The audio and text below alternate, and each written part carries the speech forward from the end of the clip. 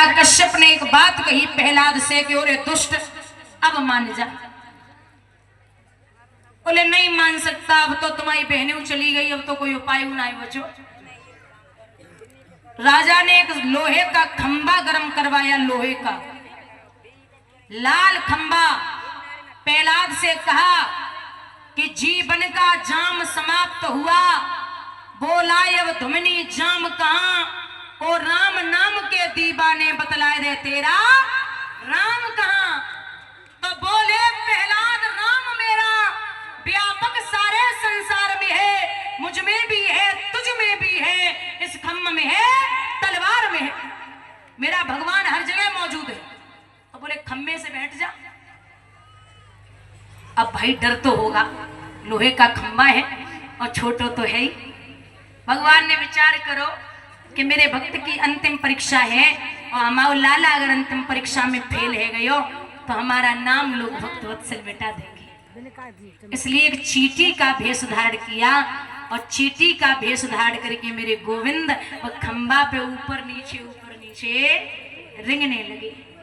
प्रहलाद की नजर जब खंबा पे पहुंची तो विचार कियो कि मेरो तो इतना बड़ो शरीर है, जब ये चींटी ना जल रही तो मैं कैसे जल जाऊंगा, और जल भी जाऊंगा मर भी जाऊंगा तो भगवान के नाम पे मरूंगा।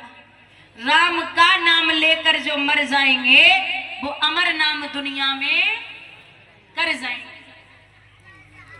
टूट जाए न माला हरि नाम की और कई अनमोल मोती बिखर जाएंगे, ये न पूछो कि मर के किधर जाएंगे, जिधर भेज देगा उधर जाएंगे। जवाब दियो। आगे प्रहलाद बढ़ ना पाए, तासे पहले हिरण्यकश्यप ने तलवार को चलायो। परीक्षित व तलवार खंबा में जाए लगी, चर चर की आवाज हुई, खंबा बीच से फट गया और उसमें से नरसिंह भगवान प्रकट हो गए। बोलिए नरसिंह भगवान की, बोलिए नरसिंह भगवान की। नरसिंह भगवान प्रकट हुए। हिरण्यकश्यप दौड़ने लगा। भगवान बोले जाता कहां है? हिरण्यकश्यप बोले मैं जाऊंगा ही नहीं कहीं, क्योंकि तुम मुझे मार ही नहीं सकते। भगवान बोले स्टाम्प पेपर में लिख के आए हो कि मरोगे ना? बोले हाँ नहीं मर सकते। क्यों? मैंने वरदान प्राप्त किए। कौन कौन से? भगवान बोले तू बताएगा या मैं बताऊं? बोले आप बता दो। भगवान बोले सुन बताओ, तूने कहा था न मैं ऊपर मरूं न नीचे मरूं, न तू ऊपर है न नीचे है। भगवान ने घुटनों पर रख लिया, ऐसे सीधा सीधा लटाया। तूने कहा था न मैं नर से मरूं न पशु से मरूं, न मैं नर हूं न पशु हूं, आधा आधा। तूने कहा था न मैं जिंदा से मरूं न मुर्दा से मरूं, नाखूनों के द्वारा मारूंगा न तो ये जिंदा होते और न मुर्दा, काटोगे तो दर्द नहीं होगा न खून निकलेगा और 8 दिन बाद तो नहीं बड़े फिर हो जाएगा। तूने कहा था न मैं भीतर मरूं न बाहर मरूं, न तू भीतर है न बाहर है। भगवान ने बीच देहरी पे चौखट पे रख लिया। तूने कहा था न मैं अस्त्र से मरूं न शस्त्र से मरूं, न हमारे हाथ में कोई अस्त्र है न शस्त्र है।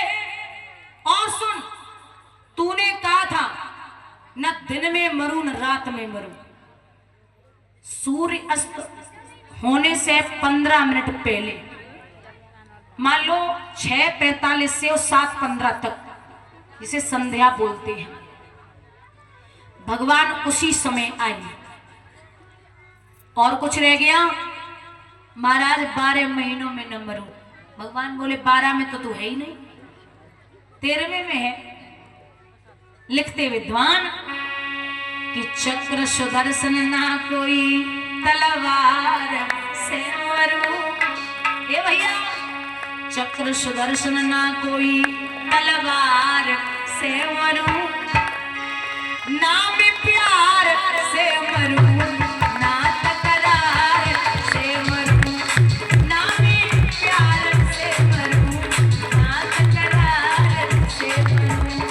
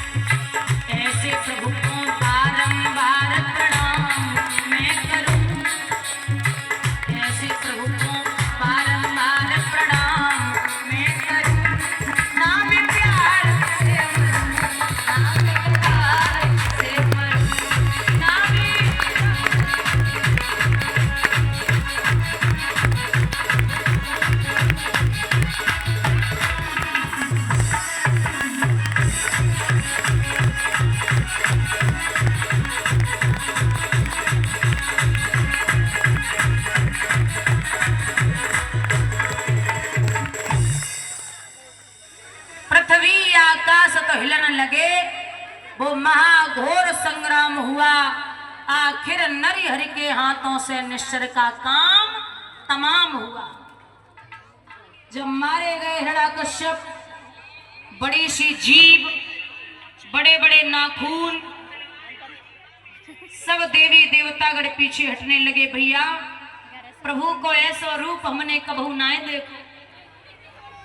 आप सोचिए, ब्रह्मा जी थर थर कांप रहे, देवता थर थर कांप रहे, इतनी बड़ी सी जीभ, बड़े बड़े नाखून, सब पीछे हट रहे।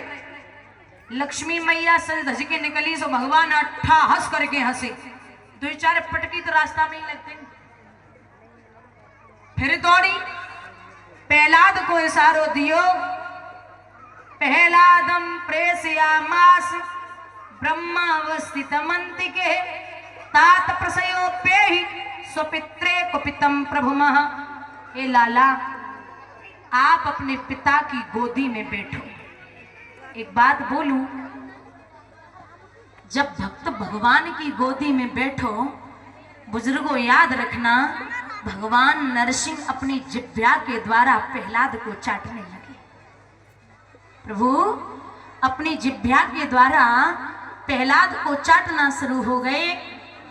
एक बात पूछी है प्रहलाद ने भगवान से कि प्रभु आपकी गोदी में कब भोले बाबा बैठे? बोले नाए बैठे। ब्रह्मा जी बैठे? बोले नाए बैठे। इंद्र बैठे? बोले नाए बैठे। नाथ हम आपकी गोदी में बैठे, आप हमें कुछ देंगे या नहीं? तो जवाब दो, मांग लो। इतना प्यारा भक्त है भगवान का। प्रभु सो कह रहे हो, प्रभु अगर देना चाहते हो तो एक चीज दे दो। कौन सी? नाथ आप हमें दीजिए कि हमारे पिता को बैकुंठ धाम मिल जाए। बैकुंठ धाम। भगवान मुस्कुराए के बोले, अरे ओ बाबरे, तेने तो कछु ना मांग पायो। क्यों? जो मेरे हाथों से मरा है वो सीधा बैकुंठ में गया, उसे मांगने की जरूरत नहीं पड़ती।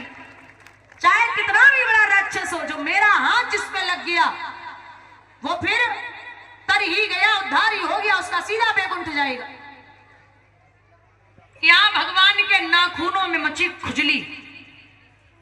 भगवान ने वो नाखून उमर के वृक्ष में चुभो दिए तो नाखूनों की खुजली शांति हो गई। लेकिन उमर के वृक्ष ने जवाब दिया, महाराज आपने तो नाखूनों की खुजली शांति कर ली, लेकिन मुझे कुछ नहीं दिया। तो भगवान बोले, जा, जो मेरा भक्त तेरे नीचे से होकर के गुजरेगा। उमर के वृक्ष से कहा कि जो मेरा भक्त तेरे नीचे से होकर के गुजरेगा, उसका 1/4 चौथाई का भक्ति का हिस्सा तुझ में प्रवेश हो जाएगा।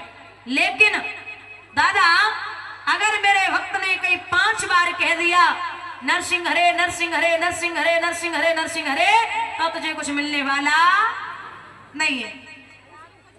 भगवान ने वरदान दिया और वरदान देकर के मेरे प्रभु वहां से अंतर ध्यान होते हैं।